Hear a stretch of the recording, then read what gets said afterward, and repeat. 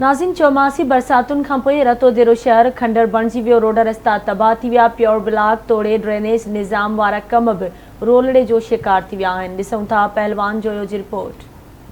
ॾिसी रते जूं माणियूं वाह वाह रतो देरो लोकगीत सां मशहूरी माणींदड़ तोड़े सियासी हवाले सां पूरे मुल्क में एक अलग हैसियत रखंदड़ रते देरे शहर जी मालिकी न थी सघी। चौमासी बरसातुनि शहर के खंडर बणाए छॾियो। सॼे शहर जा रस्ता ऐं रोड तबाह थी विया। बलदियाती इलेक्शन में शहर अंदरि शुरू थियल तरक़ियाती कम प्योर ब्लॉक तोड़े नेकाल वारे नालियुनि जो शुरू थियल कम बि रोलड़े जो शिकार थी वियो। वरी जेके प्योर ब्लॉक लॻाया विया हुआ उहे बि नाक़िस हुअण सबबि हंधा हंधा उखड़ी रहिया आहिनि।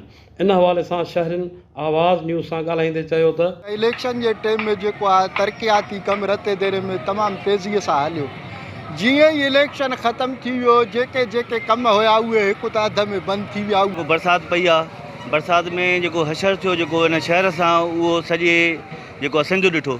उन खां बावजूदि जेको हे ठीको हले थो हिते जेको ॿाहिरियों रोडनि जो या विच में जेके बि जेके आहिनि लिंक रोड आहिनि या जेके बि घिटियूं आहिनि शहर आहे विच आहे उन ते मुकमल हाणे ॼण ईअं माना हिकिड़ो थी वियो आहे त ॼण करप्शन जे हिकिड़ो वर चढ़ी वियो आहे। पैसा को बि ज़ाहिर कोन्हे। रतो दरो सॼो जेको आहे सो माना ईअं लॻो पियो आहे ॼण त खंडरे जो जेको आहे ॾेख थो ॾिए ऐं ख़ासि करे इन्हनि में जेकी नाअहली आहे ऐं जेको गैर ज़िम्मेदारीअ जो जिन मुज़ाहिरो कयो आहे उहे पब्लिक हेल्थ जेके हिन ते डिपार्टमेंट आहे उन जो सॼी जेको आहे उन जी नाअहली आहे। अॼु खां 3 महीना अॻु में जेको हूअं त रोड अवल ई हालत ख़राबु हो कई सालनि खां वठी, लेकिन बरसाति खां पोइ वेतर ख़राबु थी चुको आहे। उन खां पोइ रोड ते 4 फुट पाणी बीठो। उन खां पोइ नाला हेठि रोड़े विया त जीअं असां पाणी निकार कंदासीं।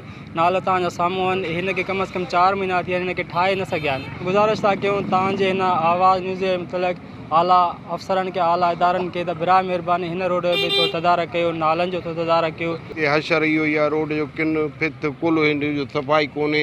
हे तव्हां पाण ॾिसो था नालनि जो हशर इहो ॾिसो था। तव्हां कूक करे असां हिकु हिकु माण्हू वटि पीपल्स पार्टी जे नुमाइंदनि वटि विया हूं सभिनि खे तव्हां कूक कयोसीं। हाउ हाउ कनि था अचनि नथा। हे कचिरो ॾिसो हे कुल रोड आहे घिटियुनि जो हालत इहो आहे। रोड हिन खे घटियूं 2 साल थी विया आहिनि।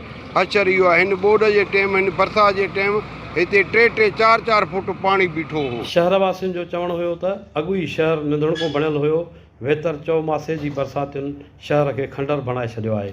सॼे शहर जा रोड ऐं रस्ता हंधा हंधा उखड़ी विया आहिनि ऐं रोडनि में खॾा पइजी विया आहिनि। पर 3 महीननि गुज़रण बावजूदि बि चूंडियल नुमाइंदनि शहर जी का संभाल न लधी आहे। जेके तरक़ियाती कम बलदियाती इलेक्शन दौरान हली रहिया हुआ उहे बि रोलड़े जो शिकार थी विया आहिनि, जंहिं सबबि मुख्य तजारती मार्केटुनि जे रोडनि ऐं रस्तनि में खॾा पइजी विया आहिनि, जंहिं सबबि शहर जी सूंहं ख़राबु थी वई आहे। कैमरामैन राजा लिगारीअ सां गॾु पहलवान जोयो, आवाज़ न्यूज़, रतो देरो।